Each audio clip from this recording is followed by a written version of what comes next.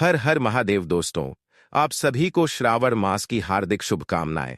हे भगवान भोलेनाथ, आप सभी के भक्तों से अगर किसी भी प्रकार की भूल चूक हो जाए तो उसे क्षमा जरूर कीजिएगा।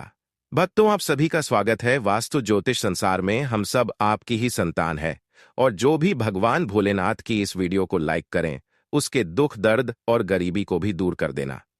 तो भक्तों, सावन के सोमवार के पवित्र दिन पर आपको यहां बांधनी है एक जोड़ी हरी चूड़ियां और 24 घंटे के अंदर देखें चमत्कार। शिव महापुराण में बताया गया है कि शिवजी ने हलाहल विष का प्याला पी लिया था और जिसके कारणवश उनके गले में जलन सी उठी। तब सभी जनों ने सोचा कि किस प्रकार से शिवजी की जलन को रोका जाए।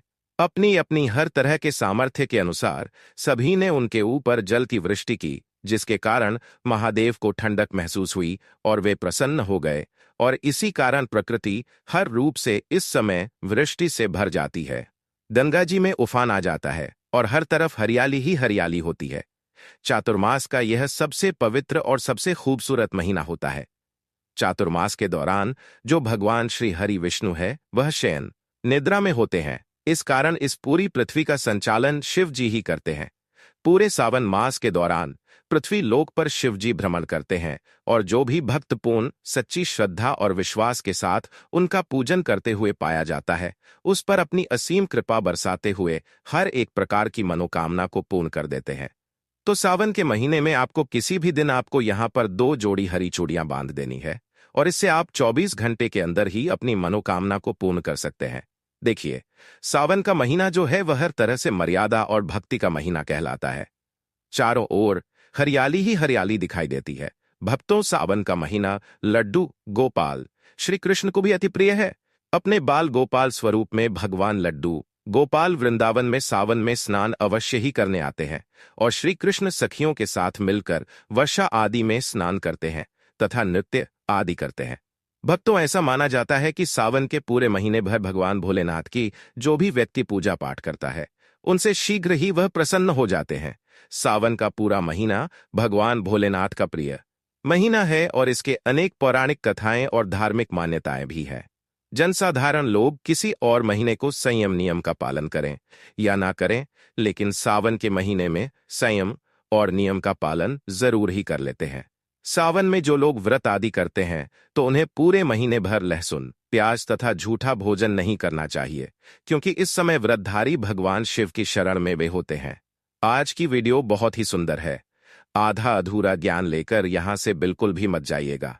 भगवान भोलेनाथ की शरण में आए हैं तो पूर्ण रूप से इस ज्ञान को लेकर जाइए और ज्यादा से ज्यादा हर एक सनातनी तक भी फैलाइएगा।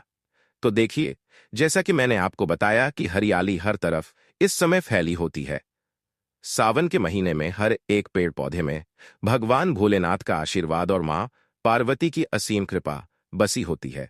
तो इस समय हरी चूड़ियां आपको इन पेड़ों पर बांधनी है। इन 4 से 5 पेड़ मैं आपको बताऊंगी। किसी भी एक पेड़ पर भी आप चाहे तो बांध सकते हैं या आप चाहे तो इन सब पर भी बांध सकते हैं। और आपकी जो भी मनवांछित इच्छा है, अपने बच्चे की शादी को लेकर अगर आप परेशान हैं, विवाह नहीं हो रहा है, या फिर आप अपने पति की लंबी आयु के लिए यह कर सकते हैं। घर में धन संपत्ति आप चाहते हैं, कर्ज से मुक्ति चाहते हैं, संतान प्राप्ति चाहते हैं या पुत्र प्राप्ति चाहते हैं। साथ ही अपने जीवन में नौकरी व्यापार में कोई कष्ट आ रहा है, नौकरी अटकी हुई है, तो हर एक कार्य को पूर्ण करवाने के लिए कोई भी महिला या पुरुष इस उपाय को कर सकता है। सबसे पहला जो पेड़ है वो है पीपल का पेड़। जी हाँ दोस्तों, ध्यान से सुनिएगा। सावन के महीने में पीपल के पेड़ के अंदर भगवान श्री हरि विष्णु के साथ साथ ही मां लक्ष्मी के साथ साथ ही इस समय के दौरान शिव जी और मां पार्वती का भी वास पाया जाता है। सावन के सोमवार को पीपल के पेड़ पर कच्चा दूध चढ़ाकर 7 परिक्रमा कीजिए और वहीं पर 2 जोड़ी हरी चूड़ियां बांधकर आप अपनी मनोकामना मान लीजिएगा। पीपल पर मौली धागा यानी कि लाल रंग का धागा बांधना विशेष फलदायी होता है और इस समय विवाह या संतान की सुख अगर आप चाहते हैं तो यह सबसे अच्छा उपाय भी माना जाता है। इस उपाय को करके आप पितृदोष का निवारण भी कर सकते हैं। वंश वृद्धि के लिए साथ ही मनोकामना पूर्ति के लिए यह सबसे उत्तम उपाय माना गया है। दूसरा पेड़ है बेल का पेड़। बहुत ही ध्यान से समझिएगा। सावन के महीने में बेल के वृक्ष की अति उत्तम महिमा बताई गई है। बेलपत्र तोड़कर शिवलिंग पर जरूर चढ़ाएं और बेल के पेड़ पर हरे धागे और हरी चूड़ियां जरूर बांधनी चाहिए। सावन में सोमवार पर शिव मंत्र का जाप करते हुए यह आप उपाय कर सकते हैं। इससे भोलेनाथ की कृपा, स्वास्थ्य और संतान सुख की प्राप्ति होती है। तीसरा पेड़ है नीम का पेड़। नीम का पेड़ जो है सावन के महीने में, इसके नीचे अगर कोई भी व्यक्ति सरसों के तेल का दीपक जलाता है, 2 हरी चूड़ियां बांधता है, स्त्री संबंधी जो भी समस्याएं हैं उनसे आपको मुक्ति मिल जाती है। जैसे कि महिला को किसी भी प्रकार से माहवारी से जुड़ी कोई समस्या है, उससे मुक्ति पाना चाहते हैं, तो नीम के पेड़ के नीचे इस उपाय को जरूर कीजिएगा। रविवार को संध्या के समय भी आप सावन के मास में इस उपाय को कर सकते हैं। रोगों से मुक्ति मिलती है, सौंदर्य वृद्धि होती है और इससे पारिवारिक सुखों की प्राप्ति भी होती है। अगला वृक्ष है अशोक का वृक्ष। सौंदर्य, सौभाग्य और विवाह के लिए इसे अति उत्तम माना जाता है। हरी चूड़ियां या रेशमी कपड़ा इसके नीचे अशोक के वृक्ष के नीचे आपको बांधना है। इससे विवाह में अगर किसी भी प्रकार की कोई बाधा आ रही है तो वह दूर होती है और वैवाहिक जीवन किसी का है तो वह बहुत ही सुंदर बन जाता है। अगला वृक्ष है आम का पेड़। आम की डाली से रक्षा सूत्र मौली धागा बनाकर आपको बांध करके अपने घर में रख लीजिए और पेड़ पर चूड़ियां आपको वहीं पर बांध देनी है। मनोकामना आप वहीं पर अपनी मान लीजिए। इससे धन और संतान सुख की प्राप्ति होने के साथ साथ ही नौकरी और व्यापार में भी वृद्धि होती है। अगला वृक्ष है आंवला का वृक्ष। सावन के महीने में संतान प्राप्ति के लिए महिलाएं आंवले के पेड़ के नीचे आपको बैठकर 7 बार मौली धागे को बांधना है और साथ ही साथ हरी चूड़ियां बांधकर मनोकामना वहां पर मान लीजिए। इससे आपकी वंश वृद्धि होती है, संतान सुख की प्राप्ति होती है, सौभाग्य मिलता है और असीम अखंड सौभाग्य की प्राप्ति भी होती है। अगला वृक्ष है बरगद का पेड़। दोस्तों, आप सभी जानते हैं कि वट सावित्री व्रत में भी बरगद के पेड़ पर हरी चूड़ियां बांधी जाती है। पति की लंबी उम्र और वैवाहिक सुख के लिए यह अति उत्तम उपाय माना गया है। अगला जो वृक्ष है जिसके नीचे आपको हरी चूड़ियां बांधनी है वो है केले का पेड़। दोस्तों, गुरुवार के दिन केले के पेड़ पर पीला कपड़ा और हल्दी का तिलक लगाकर पीले फूल और चूड़ियां जरूर ही बांधे। साथ ही बृहस्पति मंत्र ओम ब्रह्म बृहस्पतये नमः मंत्र का जाप कीजिए। इससे विवाह में आ रही रुकावटें दूर होती है, पति पत्नी के रिश्ते में मधुरता बनी रहती है। अगला वृक्ष है तुलसी का पौधा।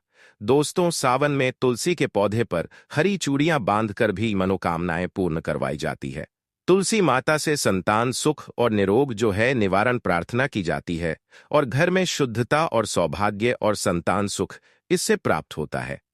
अगला वृक्ष है गुड़हल का पौधा।